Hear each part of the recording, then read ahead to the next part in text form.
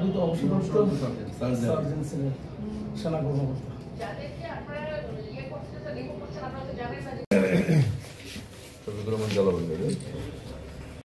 হুকুমের আসামি এবং প্রায় 150 মতো যারা কিনা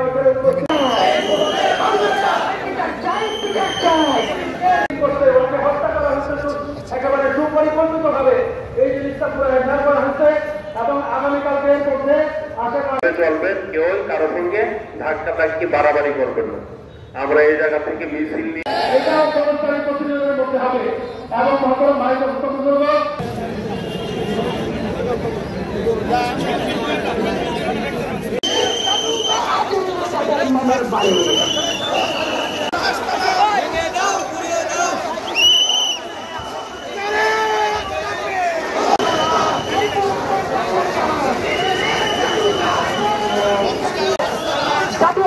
আস্তানা কিশোরগঞ্জের সন্ত্রাসীরা হুঁশিয়ার সাবধান, কিশোরগঞ্জের সন্ত্রাসীরা হুঁশিয়ার সাবধান।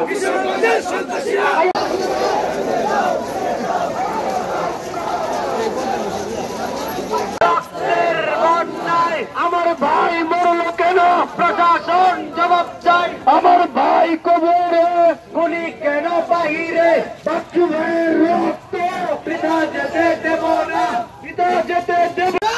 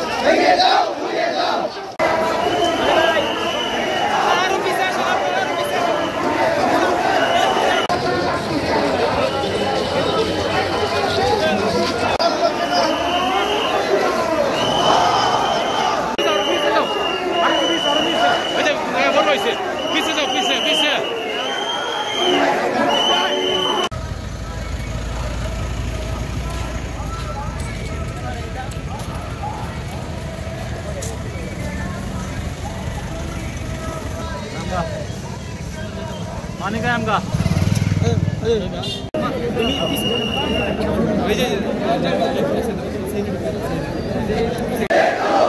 दिल्ली खुलेगा,